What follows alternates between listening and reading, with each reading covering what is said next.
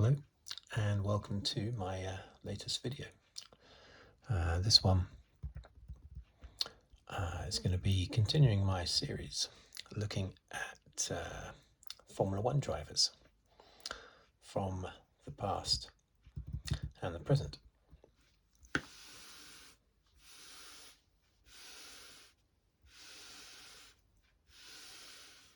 Okay, let's dive straight in.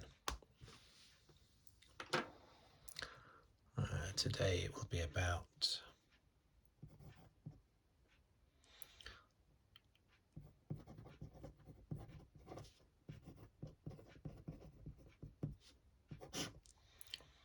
Alberto Ascari.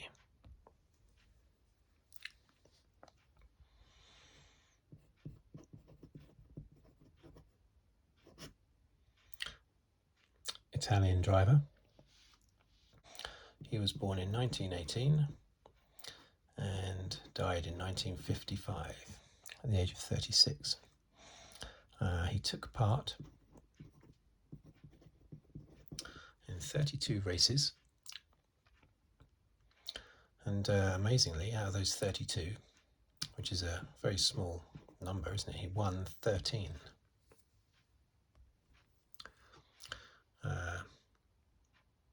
Which is amazing. He had 14 poles and 2 championships.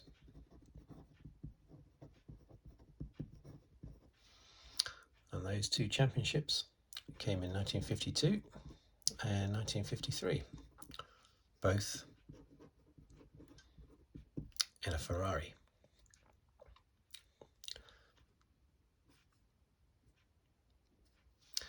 He started racing for Ferrari in 1950, and he came very close to winning the 1951 title. He went into the last race. I think it was he was either leading, or he was leading by 1 or 2 points, or he was behind by 1 or 2 points to Fangio, but he was very close anyway. Virtually neck and neck. But due to a tyre choice made for the race, Ascari could only manage 4th place, and Fangio won the race, winning Fangio the world title, which was the first of his 5 world titles. Anyway, in 1952, Ascari and Ferrari got it right. They actually missed the first race due to Indy 500 qualifying. He chose to take part in the Indy 500 instead. Back in those days, for a period of 11 years,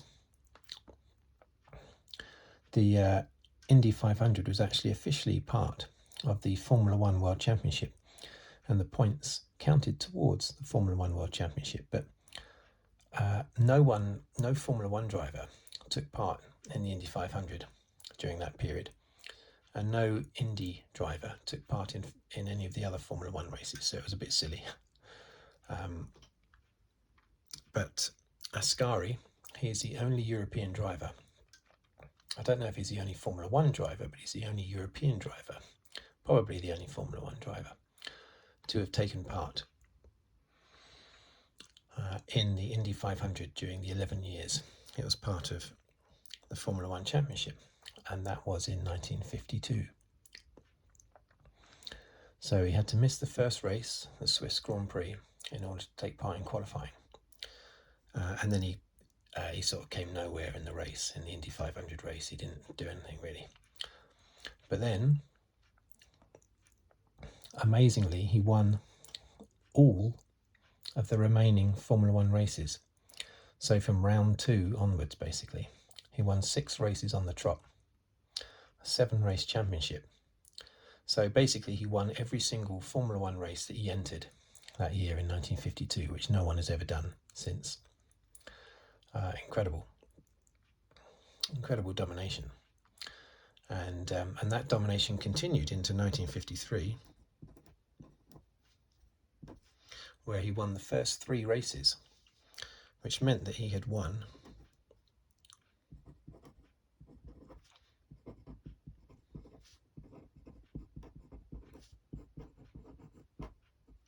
9 race wins on the trot. That record was held right up until Sebastian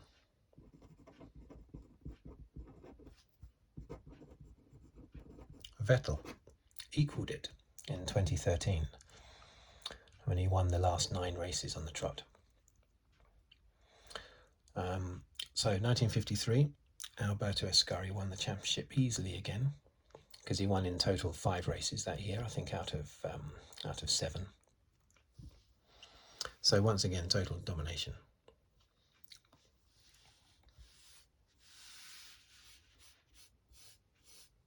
But after that, he had a bit of a dispute, as often happens, over money with Ferrari. So he left Ferrari and went to Lancia. And now we didn't really have much success. Incredibly, so 13 wins he had in total in his career. 9 of them were on the trot. It's amazing. All 13 were with Ferrari, I think. Yeah, I think they were. Now, we skip to 1955, the Monaco Grand Prix. Now he's in his Lancia, and he does something that no one has done before or since. He manages to go off and into the harbour. I think it's the one and only time that a Formula One car has crashed into water, basically, into the sea. He was a bit distracted by something on the track and went off at the corner, narrowly missed a big iron bollard, which might have catapulted him out of the car and still into the sea, possibly into the harbour, if he'd hit that. But he just missed that, went into the water. His car immediately went straight down, but only a few seconds later, Ascari came to the surface. See, back then you could get out of the car pretty easily because safety wasn't a big issue. I mean, they had seatbelts, didn't they? But it was just sort of one. I think they had seatbelts back then. I assume they did, but if they did, it was only one. So that's it. He got out. He survived. But the incredible thing is, and unfortunate thing, 4 days later, just 4 days later, on the 26th of May 1955, he died, basically, just 4 days after surviving, going into the harbour at Monaco. And it was because Lancia allowed him to go off to Monza to visit his friend, fellow F1 driver Eugenio Castellotti, who was testing a Ferrari sports car at Monza.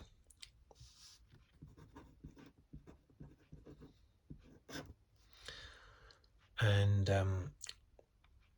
Ascari was not supposed to be doing any racing. He was just visiting his friend, but he was allowed to get in the car and just try it out for a bit.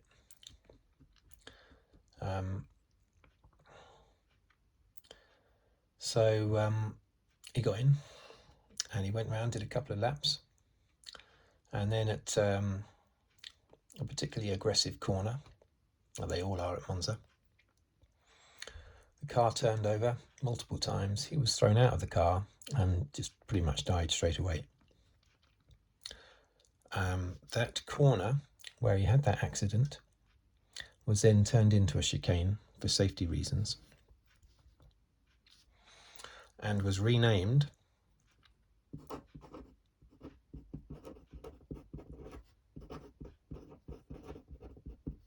Variante Ascari. It's the quick left, right, left, a bit like Beckett's, a bit like a smaller Beckett's on the Monza circuit, that left, right, left chicane. The Ascari Benz, I think it's also sometimes called. Variante Ascari.